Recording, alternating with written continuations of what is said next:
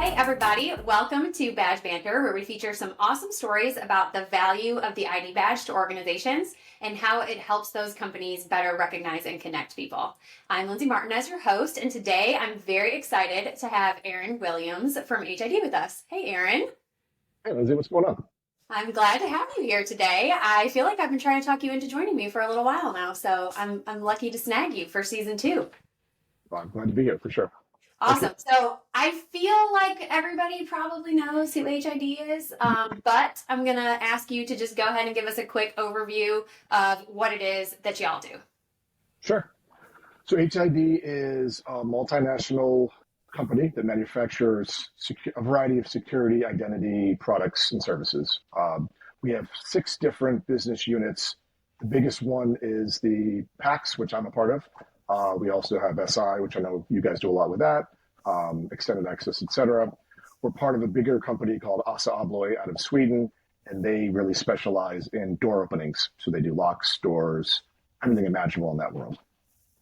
They do a lot of things. My sister was at some like car dealership trade show a couple months ago, and she texted me and she's like, "Did you know Assa Abloy's here?" I'm like, "I'm sure they have some division that does something very specific to that." So Yes. but yes, I don't even know all the things that you do. I'm sure they do. I'm sure you don't either. I don't either. I'll walk into a building myself and look and see us up there and wonder what's going on, or I show off to my kids. So every time there's an HID or an ASA something, I'm always like, "Hey, that's Dad's company," and the kids are like, "Oh, you sold that?" Well, not exactly, but You're like, "Yeah, I did. I saw that." yeah. All me. Yep. Oh, awesome. Okay, well, thank you for that overview. So we're going to kind of talk big picture today and kind of talk about the industry as a whole and some trends and stuff like that. Because I'm just always curious to get people's opinions, especially people like you who've been in the industry for a long time. So what, in your opinion, are some of the trends that are really taking place in the security industry right now that you think will have the biggest impact on customers over the next, let's say, 3 to 5 years? Yeah, that's a great question. It's one of the things that we always ask ourselves and try to build our solutions around that. So a couple of things that we're focusing on now is general workforce age.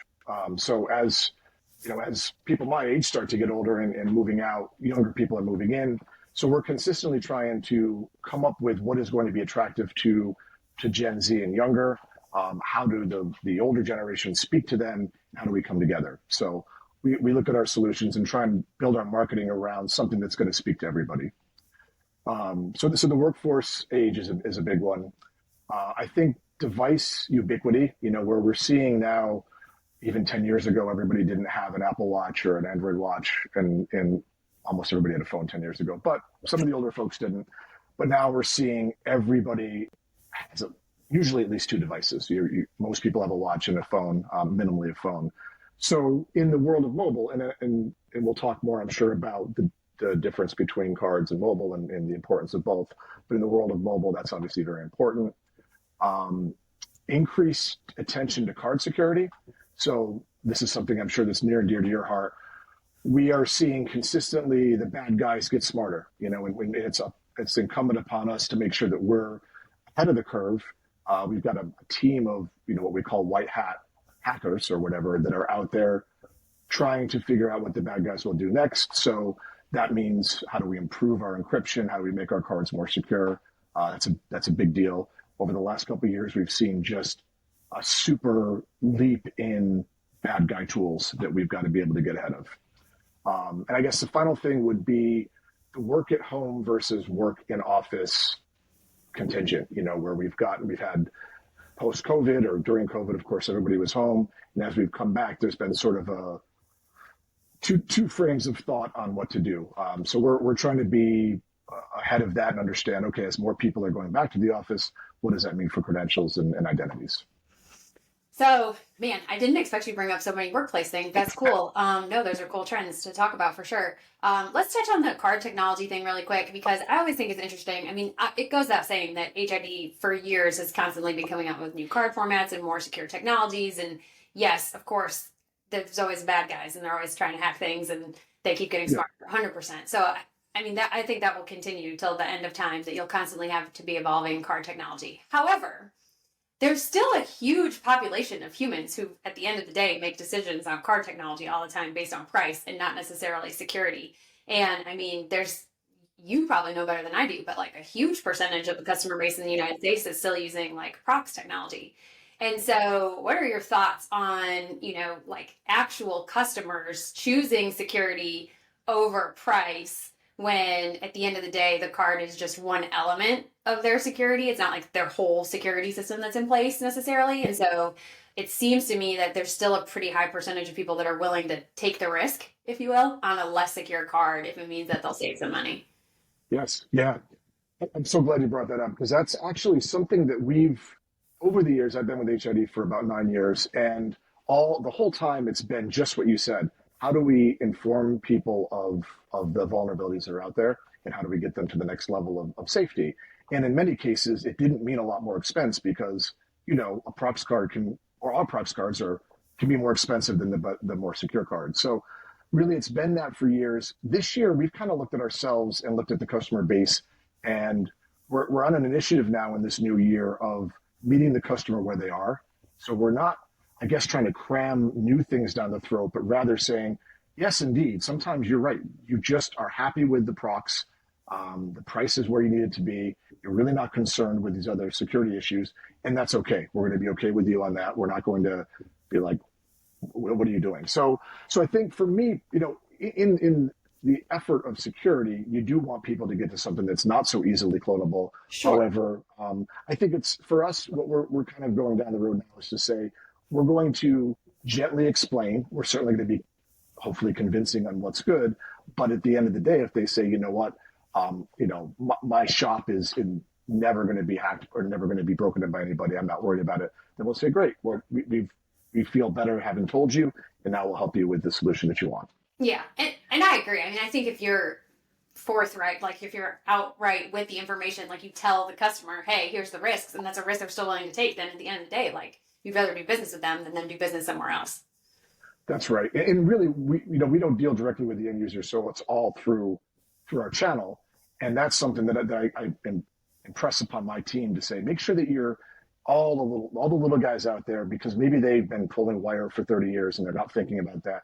Make sure you make the time to let them know that, and if they don't care, that's fine. But at the end of the day, you can feel better to say, I kind of told you. And if your customer now comes to you and says, why did you sell me 40-year-old technology?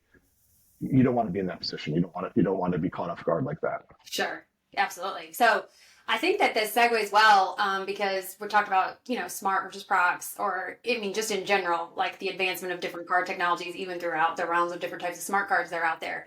And so I think that there's a similar, parallel. There's this divergence, if you will, where people are talking all the time about like, all right, now we got physical cards and we've got mobile credentials, and there's security elements to that, but also just a difference in technology and a difference in price point.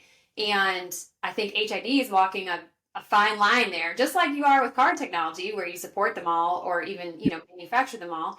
On the same side of the house, you're a big manufacturer of cards and then also pushing mobile credentials. And so from your perspective, like how difficult is that to walk the line as a company and make sure that you're doing right by the customer, but also, following what you want to do as an organization as well?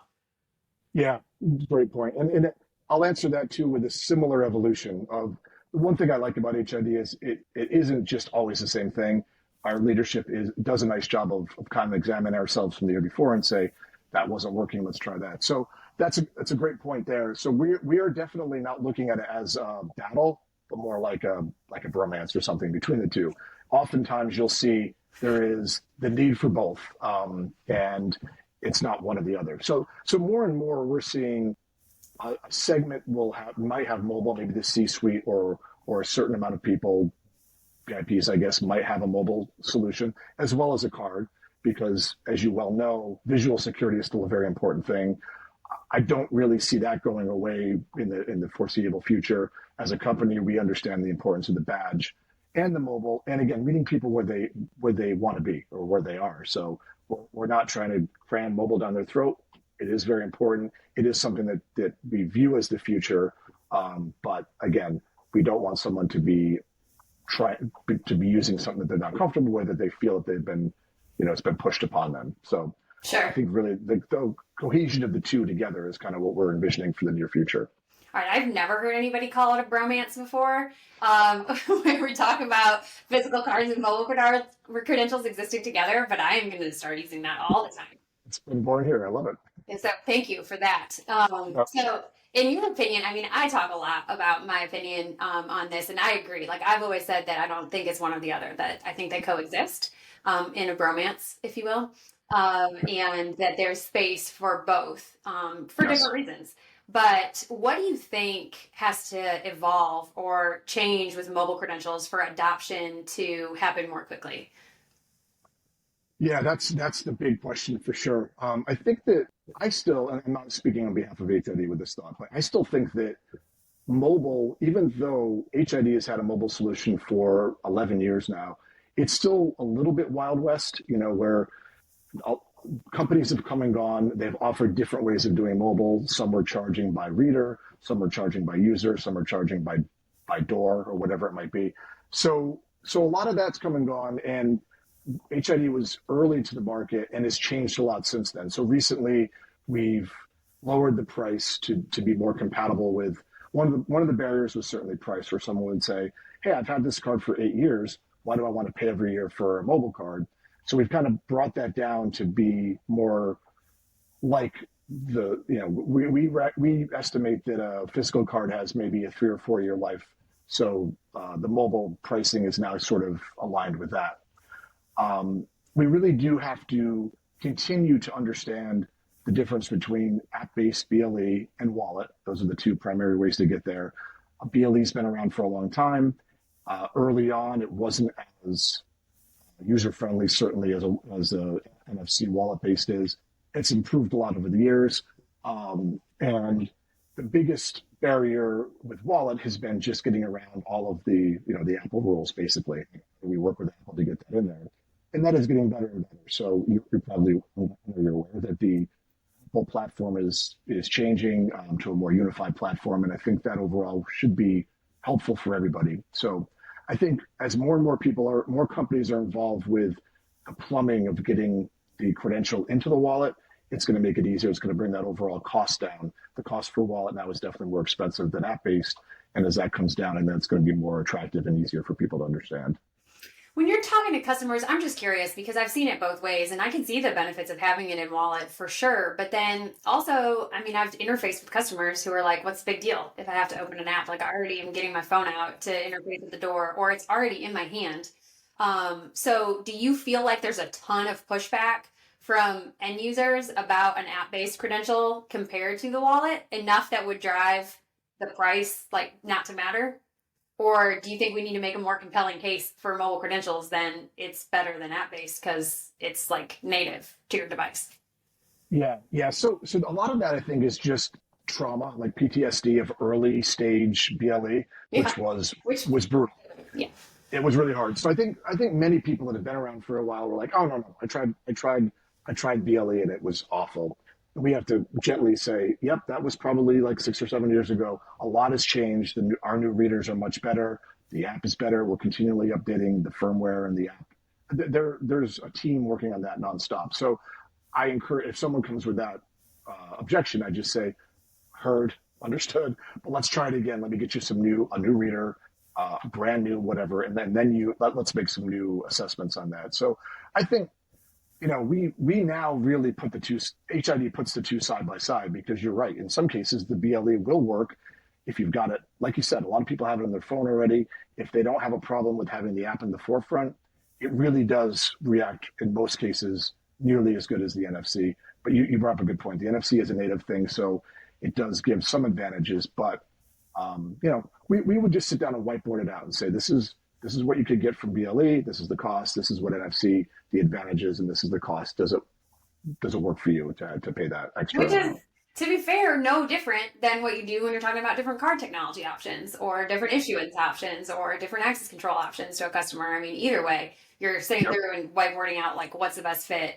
And I think as long as you're keeping it customer centric, then if they're comfortable with, a lower technology card or they're comfortable with BLE as their mobile credential or they're comfortable with physical badges, and that's what they want, then having the solution that can help them meet them where they are, as you said.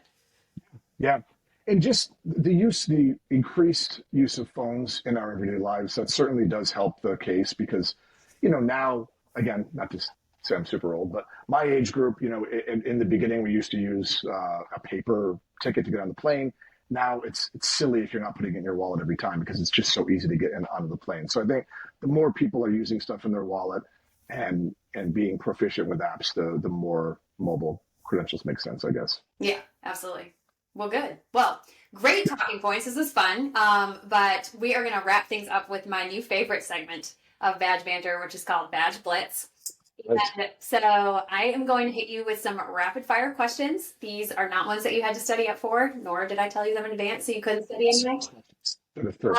So some of them are very fun. Some of them are related to security, but most of them aren't. But I'm going to set this old school analog timer for a minute, and we're going to try to answer as many as we can before time runs out. Okay. All right. No pressure. So ready. All right. Let's do it. All right. What's one thing every organization should do to increase security? Company assessment. Assessment. What am I trying to say? 1 minute. Like an analysis of their current security? Yes. Audit. Company audit. Got it. Okay. Yes. If you could automate one daily task for yourself, what would it be? Password reduction. Oh my God, with you. If you could have any superpower, what would it be? Immortality. Would you rather explain the difference between smart cards and prox cards to a toddler or to your grandparents? Oh man, that's great. Toddler. How long do you think you would survive a zombie apocalypse? Not long. Being honest, not long. No, I don't think I would last very long either. Like a day. I'm gone on the first day, probably. So, anyway, that was fun. We made it to almost all of them. So, that was good. You were quick, even though you struggled on the first one there. Yeah, I know. You were expecting it was something like zombie apocalypse, not. Yeah. So, anyway, well, this was super fun. I really appreciate you hopping on and sharing your insight with us. Thank you so much for joining me. Thank you. I'm honored to have been here. It was a blast. Well, and to everybody else, we hope you join us next time as we take you beyond the badge.